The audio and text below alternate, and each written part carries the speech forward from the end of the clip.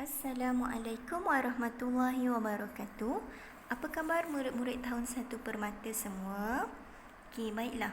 Hari ini kamu semua akan belajar tentang kemahiran menulis. Murid-murid boleh merujuk buku teks Bahasa Melayu tahun 1, muka surat 85. Ya?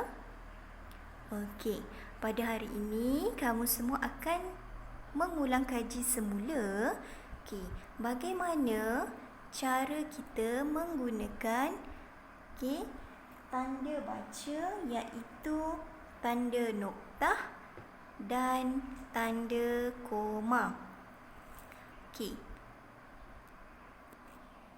Apakah simbol bagi tanda noktah? Okey, simbolnya macam ni. Dia adalah titik. Okey, titik sahaja. Okey. Biasanya tanda noktah ini kita gunakan apabila berada di akhir ayat atau setelah menyatakan sesuatu ayat telah selesai. Okey, sebagai contoh, kalau kita tengok pada teks ini pada ayat yang pertama, ada pondok di halaman rumah Jagu. Okey, ayatnya telah selesai. Jadi di hujung ayat ada tanda noktah ataupun titik. Okey. Dan yang kedua, kamu juga akan belajar tentang tanda koma. Okey, bagaimana simbol tanda koma?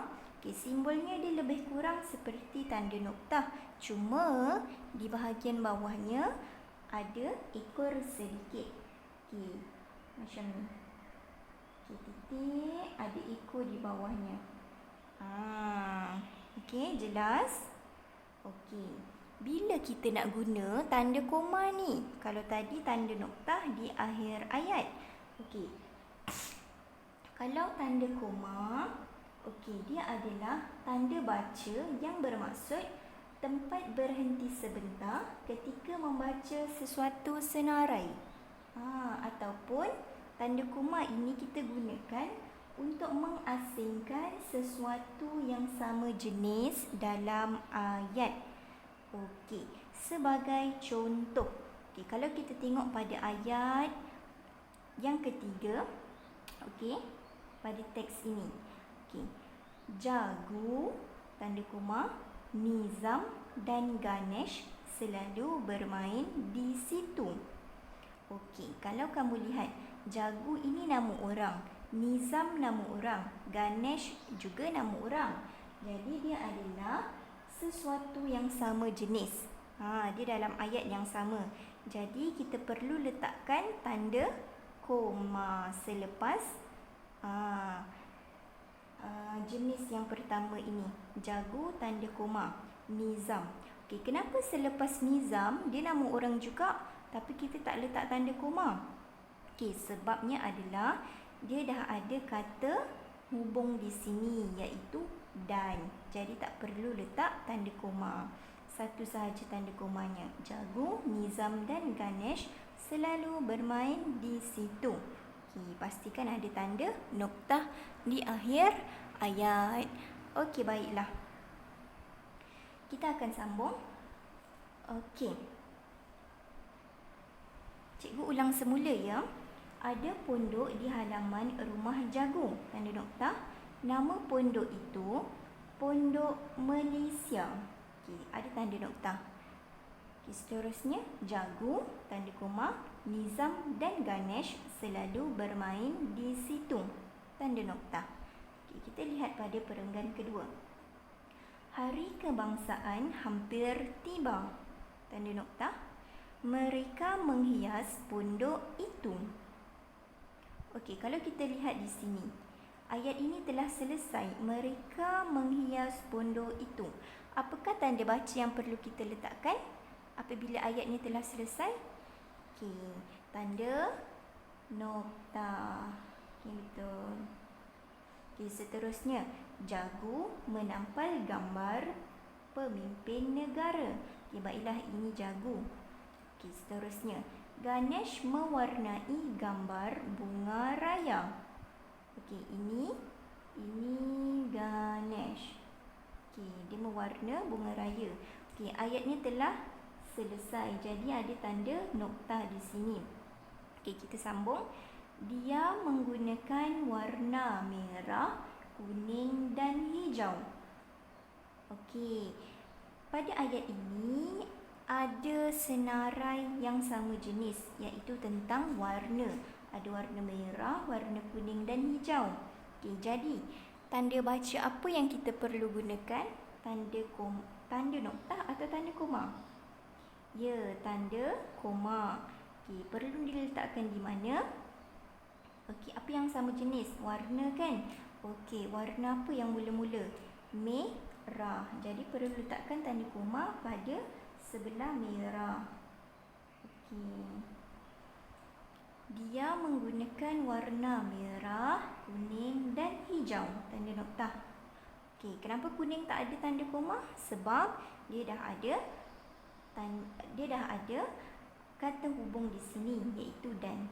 Okey, sambung. Nizam pula memasang bendera Malaysia. Okey, selesai tanda noktah. Okey, seterusnya perenggan terakhir, pondok itu cantik. Okey, ayat ini sebenarnya telah selesai. Okey, tapi dia tidak ada tanda noktah. Jadi kita letakkan tanda noktah di sini. Okey. Okey, sambung ayatnya. Sekarang mereka bercita-cita hendak membina bangunan yang menjadi kebanggaan negara. Okey, baiklah. Ayat ini telah selesai. Jadi kita letak tanda noktah. Selepas tanda noktah, jika ada ayat baru, kita perlu tuliskan huruf pertama pada awal perkataannya, iaitu S, huruf S dengan huruf besar. Okey, sebagai contoh, kalau kamu lihat pada ayat yang mula-mula tadi. Okey, ayat ini telah selesai pada jagung. Kemudian ayat baharu dia akan mulakan dengan huruf besar pada perkataan nama ini. N huruf besar. Kamu lihat lagi selepas tanda noktah. Jagung. Di awal ayat kan, di awal perkataan huruf besar, dan jagung ni memang nama orang, kena tulis dengan huruf besar. Okey, seterusnya selepas tanda noktah, mereka, perkataan mereka ini M ditulis dengan huruf besar sebab di awal ayat. Okey, huruf tersebut pada kita tuliskan pada huruf pertama pada perkataan yang pertama. Okey, seterusnya kalau kita lihat dia, selepas tanda noktah ni, D ni juga huruf besar. Nizam nama orang huruf besar. Jadi huruf S ini kita perlu gantikan dengan, ini S huruf kecil, kita perlu gantikan dengan S huruf besar sebab dia adalah ayat yang baharu selepas tanda noktah. Jadi sekarang mereka bercita-cita hendak membina bangunan yang menjadi kebanggaan negara. Baiklah, kita telah selesai pada teks muka surat 85 ini. Jelas tak murid-murid? Tanda noktah apabila telah selesai satu ayat. Tanda koma kita akan gunakan apabila ada satu jenis yang sama. Kita akan gunakan apabila mengasingkan sesuatu yang sama jenis dalam ayat. Okey. Jadi, terima kasih.